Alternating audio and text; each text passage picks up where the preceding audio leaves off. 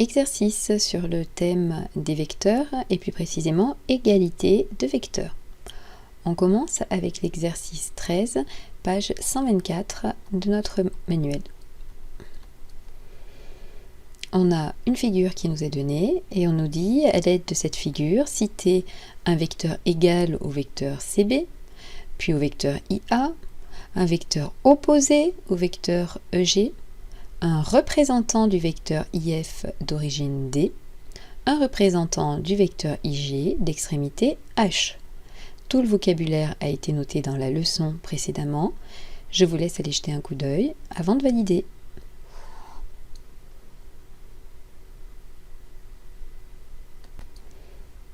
On valide un vecteur égal au vecteur CB. Le vecteur CB est en vert ici, un vecteur égal, ça peut être le vecteur GE ou le vecteur DA. Un vecteur égal au vecteur IA.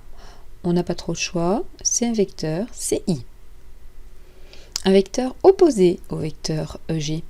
Le vecteur EG est ici en jaune. Un vecteur opposé, il faut qu'il ait la même inclinaison, mais la même longueur, mais pas le même sens. Donc il doit regarder vers le haut. On peut proposer le vecteur DA ou le vecteur CB. Un représentant du vecteur IF, ça veut dire un vecteur qui lui est égal, le vecteur IF est ici en noir, d'origine D. Donc un vecteur qui lui est égal d'origine D, il s'agit du vecteur DG.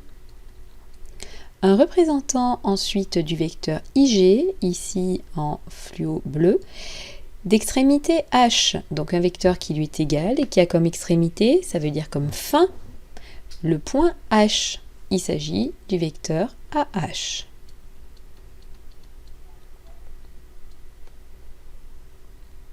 On passe à l'exercice suivant dans le livret, exercice 4.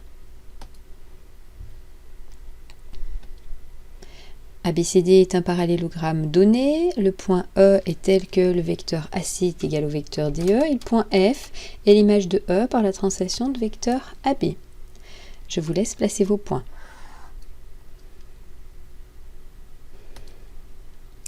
Alors, on va pouvoir en même temps réaliser la question 1 et la question 2. On nous dit que le vecteur AC est égal au vecteur DE. Cette information, je vais l'encadrer d'une certaine couleur et m'en servir sur la figure pour faire apparaître cette égalité. Vecteur AC, ici en rouge, est égal au vecteur DE. Donc ici c'est 2 pas de crabe, 3 étages vers le bas, 2 pas de crabe, 3 étages vers le bas. On a notre point E ici. Ces deux vecteurs, on en est sûr, sont égaux, puisque c'est dit dans l'énoncé, l'information est codée de la même couleur.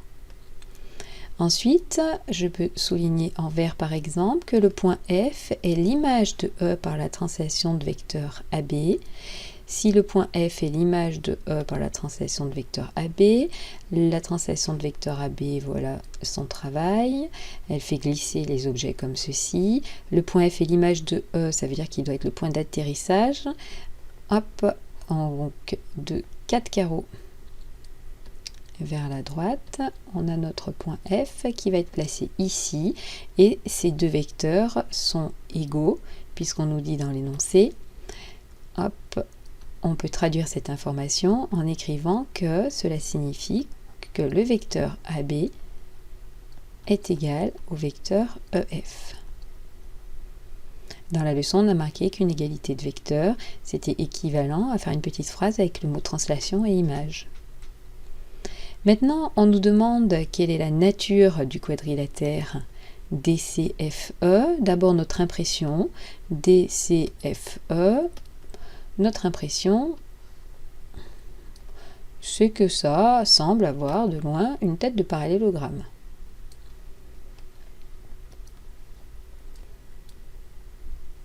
Maintenant, pour démontrer qu'on a un parallélogramme, il faut démontrer que des vecteurs sont égaux. On a vu dans la leçon de nouveau que quand des vecteurs sont égaux, on est sûr qu'il y a un parallélogramme. Donc il faut démontrer que deux vecteurs sont égaux dans ce parallélogramme. Est-ce qu'il s'agit de démontrer que ce vecteur est égal à celui-là, ou plutôt que celui-là est égal à celui-là? Alors, on peut remarquer qu'on a oublié de traiter une information de l'énoncé. C'est celle-ci. Dans l'énoncé, on nous dit que ABCD est un parallélogramme.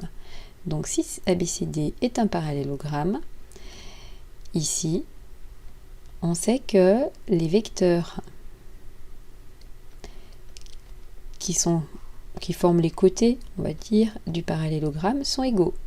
Ce vecteur jaune est égal à ce vecteur jaune, et puis ces vecteurs seraient également égaux. Quand on nous demande de démontrer qu'un quadrilatère est un parallélogramme, celui-ci, est-ce que c'est un parallélogramme ou c'en est pas un tout à fait? On ne peut pas s'appuyer sur une lecture graphique. On ne peut pas dire je vois que c'est un parallélogramme. Pour le démontrer, on va utiliser les informations de l'énoncé et les couleurs qu'on vient de porter sur le dessin qui s'appuie dessus. Une stratégie pour pouvoir conclure qu'il y a un parallélogramme, c'est de démontrer que deux vecteurs sont égaux. Pour nous, comme ceux qu'on a passés en couleur, ce sont ceux sur lesquels on a des informations, on se rend compte que ce côté-là n'a pas de couleur, on n'a aucune information sur celui-ci, donc on va plutôt chercher à démontrer que le vecteur DC est égal au vecteur EF. Pourquoi ce serait vrai? Ils ne sont pas de la même couleur. Pourquoi le vecteur DC serait égal au vecteur EF? D'une part, parce que le vecteur DC, lui, il est en jaune, on sait qu'il est égal au vecteur AB. Et le vecteur EF, qui est en vert, on sait également, ici on avait mis du vert, qu'il est égal au vecteur AB. Donc celui-ci est égal au vecteur AB, comme celui-là, on va pouvoir conclure qu'ils sont égaux. Il faut compléter les petites phrases, je vous laisse 2 secondes. Pourquoi les deux vecteurs DC et AB sont égaux? Pourquoi est-ce qu'on les avait mis en jaune? Pourquoi les vecteurs EF et AB sont égaux?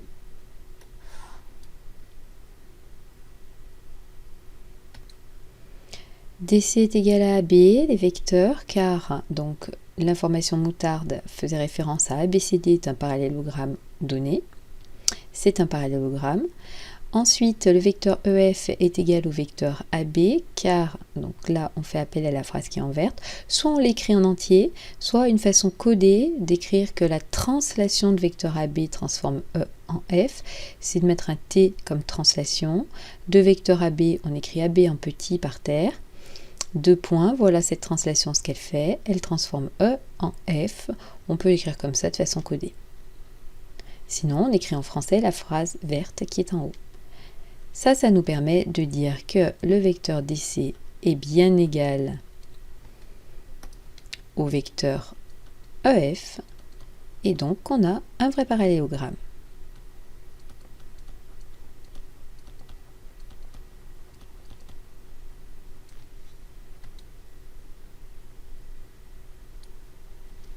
Quelle semble être maintenant la position du point C sur le segment AF? Pour l'instant, on a l'impression que c'est un milieu. Pour démontrer qu'on a un milieu, avec des vecteurs, il faut démontrer que deux vecteurs sont égaux. Deux vecteurs d'affilée, entre guillemets, sont égaux. Pour nous, il s'agit de démontrer que le vecteur AC est égal au vecteur CF. Si on arrive à justifier que ces vecteurs sont égaux, grâce aux informations de l'énoncé, on aura gagné. Je vous laisse essayer de trouver pourquoi ce vecteur rouge serait égal à celui-là sur lequel on n'a mis aucune couleur.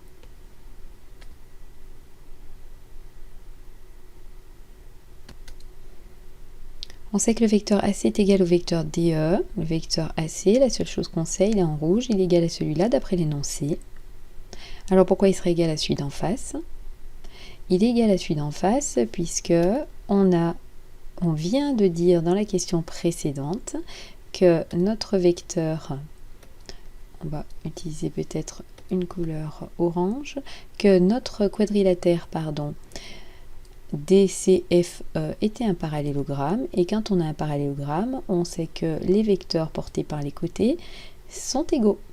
Donc nous, comme ici maintenant, on est certain que c'est un parallélogramme, ce vecteur est égal à celui-là. Le vecteur rouge est égal à ce vecteur rouge qui lui-même est égal au vecteur d'en face. Le vecteur AC est donc égal au vecteur CF. Ça nous permet de conclure que C, on en est sûr, est le milieu du segment AF.